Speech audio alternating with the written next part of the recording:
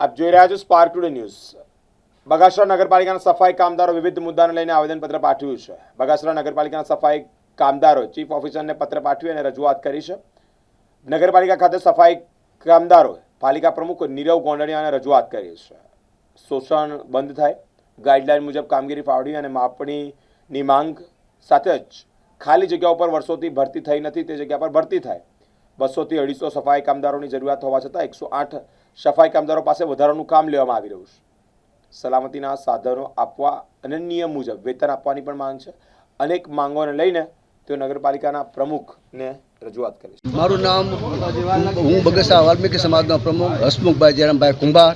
હું મારા સફાઈ કામદારોના વિવિધ પ્રશ્નો લઈને પ્રમુખશ્રીને આવેદનપત્ર લેવામાં આવ્યા હતા। એને લગતા જાણે એક રેનકોટ ચોમાસામાં મળવાથી એના સાધનો સામગ્રી સાવણા આપવામાં આવતા નથી, 3 મહિનાથી પગાર કરવામાં આવતા નથી અને બિનજરૂરી કામમાં લોકો પટ્ટાવાળા છે, પછી સુપરવાઇઝર છે, ધમકી આપીને કામ કરાવે છે। નહીં આવો તો કાઢી મૂકવામાં આવશે, આવી ધમકીઓ પણ આપવામાં આવે છે। અને દરેક જે વયમર્યાદાને કારણે નિવૃત્ત થયો એવો પરિપત્ર છે કર્યો છે, ઠરાવ કર્યો છે, છતાંય અમારા નિવૃત્ત કર્મચારીને કામે લેવામાં આવતા નથી અને એના વારસદારને પણ કામે લેતા નથી।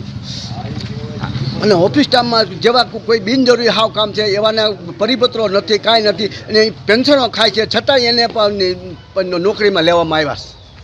આ નિર્ણયમાં અમારો જો 8 દીમાં આનો નિકાલ નહીં આવે અમારા પ્રશ્નોનો તો 8 દી પછી અમે તમામ સફાઈ કામદારો હડતાળ ઉપર જવાના।